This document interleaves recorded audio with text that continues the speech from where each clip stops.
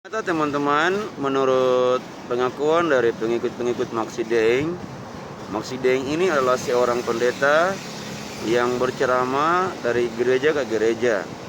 Apakah demikian?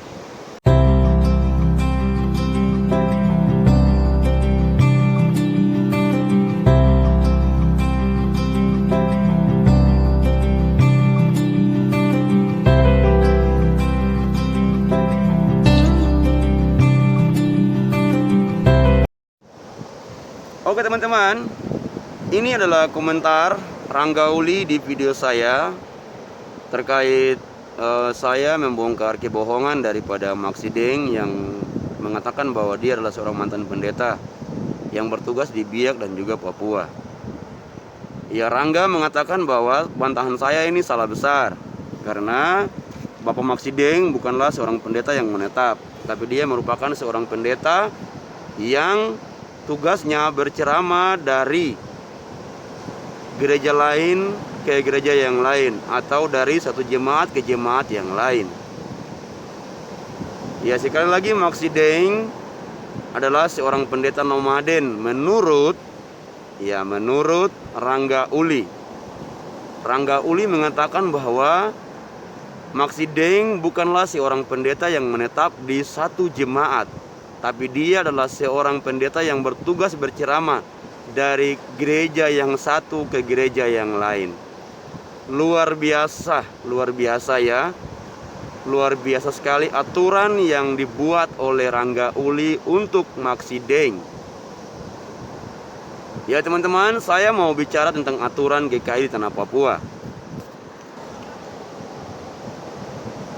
Ya, setahu saya, teman-teman kita yang di Advent, apabila mereka mempunyai jemaat dan gereja sendiri di sebuah daerah atau di sebuah kampung, maka pendetanya ini akan tinggal dengan waktu yang lama.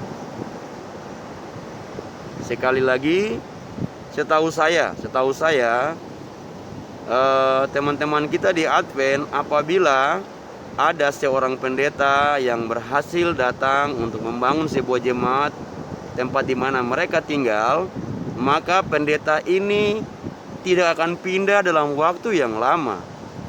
Dia akan tinggal dengan waktu yang sangat lama. Dan juga teman-teman kita di Pantai Kosta, Gereja Betel, dan juga Kingmi, ya mereka pun demikian. Mereka akan tinggal dan menetap di sebuah jemaat dengan waktu yang sangat lama. Ya, kalau kami GKI Tanah Papua juga hampir sama, tapi kami punya aturan yang mengikat sampai hari ini, di mana apabila seorang pendeta akan pindah dari jemaat yang satu ke jemaat yang lain, sinode akan melihat. Sekali lagi, sinode akan melihat. Sinode adalah kantor pusat Gereja Kristen Injili di Tanah Papua. Ya, sinode akan melihat pendeta tersebut, apakah dia sudah bertugas di jemaat tersebut dalam jangka waktu yang lama seperti aturan yang ditetapkan oleh sinode atau belum. Kalau sinode telah melihat kinerja, waktu kerjanya, waktu bertugasnya jemaat atau waktu bertugasnya pendeta tersebut di jemaat yang akan dia tinggalkan sudah lebih daripada 5-10 tahun, maka sinode akan memberikan surat keputusan untuk memindahkan pendeta tersebut ke jemaat yang baru atau klasis yang baru, karena dia sudah bertugas lama di satu klasis atau satu jemaat dengan waktu 10 tahun. Kalau mereka yang baru bertugas 5 tahun di sebuah klasis, maka sinode juga akan memberikan surat keputusan untuk dapat memindahkan pendeta tersebut dari satu jemaat ke jemaat yang lain. Ya, tapi bukan dalam waktu yang singkat, waktu yang makan tahun, kira-kira 5-10 tahun. Ya, ini aturan baku GKI di Tanah Papua. Jadi pendeta-pendeta tidak sembarangan dipindahkan oleh sinode.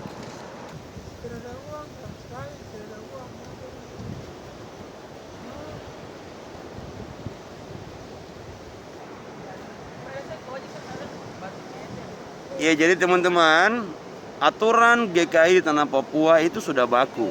Dari semenjak Injil berada di tanah Papua 1855 yang dibawakan oleh Otto dan Geisler di Pulau Masinsinam, aturan baku GKI itu tidak dapat dirubah sampai hari ini.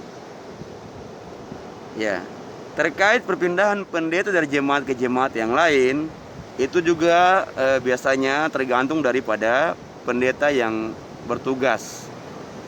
Apabila mungkin ada halangan-halangan yang lain, mungkin pribadinya atau ya pekerjaan yang lain, maka dia akan mengajukan diri untuk dipindahkan. Dan dia akan membuat surat ke klasis dan juga langsung ke sinode.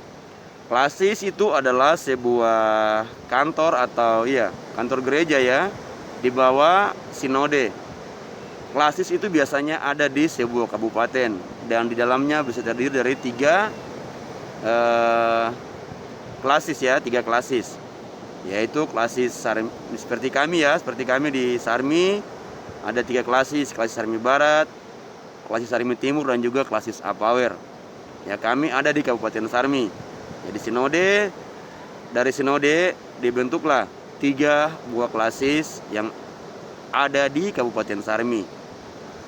Untuk apa kantor klasis itu ada? Iya, mereka ini adalah perwakilan dari sinode untuk melihat pendeta-pendeta yang ditugaskan di jemaat-jemaat yang berada di wilayah klasis tersebut. Jadi tidak ada pendeta klasis Sarmi Barat yang dapat memimpin ibadah. Sekali lagi, tidak ada pendeta-pendeta di kantor klasis yang satu dapat memimpin ibadah di kantor klasis yang lain, selain dia ini dibuat undangan. Ya, selain ada undangan dari kantor klasis di sebelah kepada kantor klasis yang sebelahnya, barulah klasis akan menunjukkan surat undangan itu kepada pendeta tersebut, dan kemudian dia akan pergi untuk berceramah atau berkhotbah di jemaat di mana undangan itu dibuat. Iya, jadi buat teman kita Rangga Uli dan juga Maksi Deng, kamu dua dengar baik-baik. Aturan gereja di tanah Papua dan juga kami orang Kristen yang ada di seluruh dunia punya aturan yang hampir sama. Kami bukanlah nomaden yang hidup berpindah-pindah. Pendeta-pendeta kami yang ditugaskan di sebuah jemaat, mereka bukan seperti orang nomaden yang berpindah-pindah, tetapi mereka akan di sana selama 5-10 tahun dan kemudian akan dipindahkan oleh sinode sesuai dengan lamanya waktu pendeta tersebut bertugas. Tetapi kalau Bapak Maksi Deng bukan seorang pendeta dan dia adalah seorang penatua, saya mau kasih tahu buat Maksi Deng dan juga Rangga Uli, penatua itu akan bertugas di satu jemaat itu kurang lebih 10 tahun. Ya, kurang lebih 10 tahun, dan kemudian akan diganti oleh mereka yang dipilih oleh jemaat di mana penatua itu bertugas. Ya, itu ya buat Maksi Deng dan juga Rangga Uli. Dan buat teman-teman kita di Moalaf Center, kalian juga harus memilah-milah orang-orang. Jangan langsung menerima mentah-mentah orang yang suka berbohong. Akhirnya kalian akan dibantah dan di-counter dan akan dipermalukan oleh kami orang-orang Kristen. Buat Rangga Uli silakan berkomentar. Buat Maksi Deng, saya tunggu kup nama jemaat yang ku pernah bertugas. Shalom dan Tuhan Yesus memberkati.